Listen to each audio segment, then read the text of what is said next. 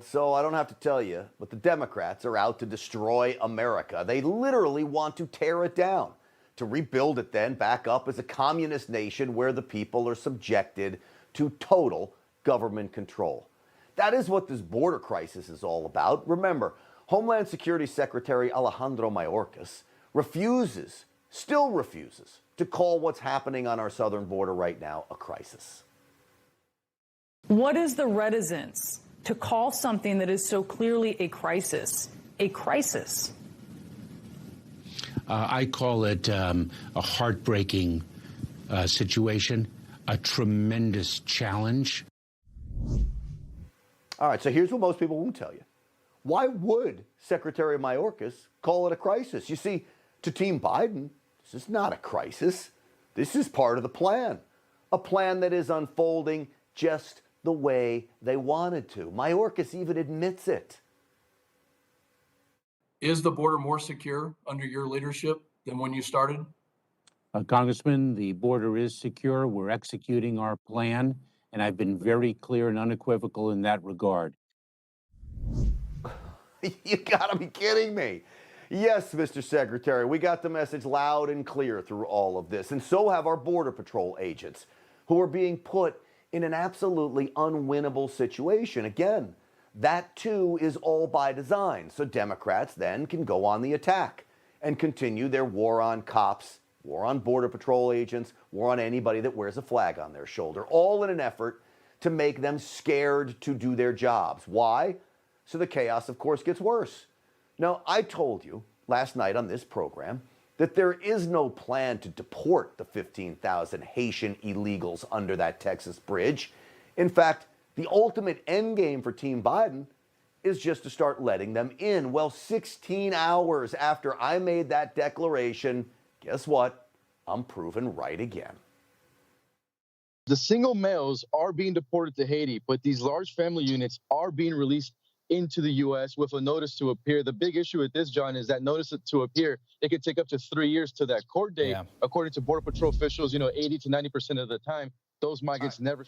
So you hear that? It could take up to 3 years before they're required to show up in court. 3 years. These drifters will disappear into our nation's interior only to be found after they commit their next crime or show up in a hospital somewhere to have their next baby, who will be, by the way, an American citizen. Why do you think the White House refuses to give the number of Haitians released into the United States? Do you have the numbers? How many Haitians have been deported? How many have been processed? And how many have been allowed to stay in the United States? I certainly understand why you're asking, and understand why people have been asking Secretary Mayorkas. Those are numbers that are the Department of Homeland Security would have the most up-to-date numbers.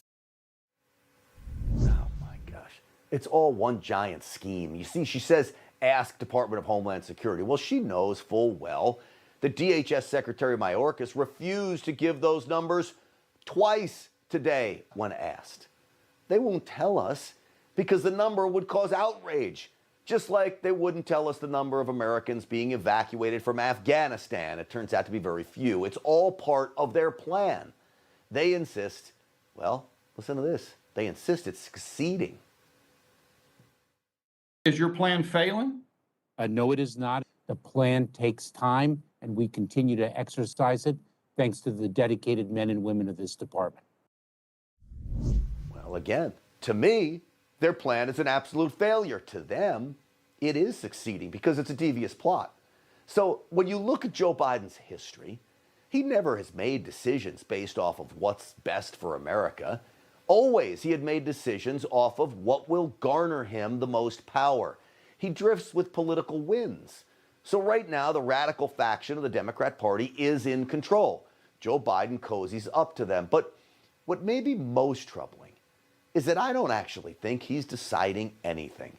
I think the round table of co-conspirators consists not of Joe Biden, but of Susan Rice and Valerie Jarrett, and yes, Barack Obama, I'm sure, is on the speakerphone. The goal here isn't about providing comfort and opportunity to the tens of thousands of illegal aliens coming to America. The goal is clearly to dilute America, to import poverty, and to fundamentally destroy the suburbs by turning them into migrant population centers. The Democrats will then train these migrants, like they trained low-income Americans, to be dependent on government. It's not about race here, folks, either. It's about poverty and making people sure that people stay there and making sure that most people, possible, are reliant on government. They want as many as possible, just reliant on absolute government for all of their needs. Of course, making it impossible then for those people to vote for any other candidate than a Democrat, because that Democrat will promise to keep the payoffs coming. And there are times when they openly reveal that plot too. Listen to this. I am in favor of saying that we're not going to treat people who are undocumented across the border as criminals. That's correct. That is correct. I would, in fact, make sure that we immediately surge to the border. All those people are seeking asylum. We're on a good path at the border under leadership of President Biden. So I urge President Biden and Secretary Mayorkas to immediately put a stop to these expulsions. We cannot continue these hateful and xenophobic Trump policies that disregard our refugee laws. They just laid it out for us all. They want our country overrun, so who the heck are we not to believe them? Hey, I'm Rob Finnerty. Thanks for watching. If you enjoyed this video, please join the conversation in the comments below. Don't forget to subscribe, too. Hit the bell icon to be alerted to breaking news. And remember, there's a whole lot more on Newsmax TV, America's fastest growing cable news network. Newsmax TV, where real news for real people.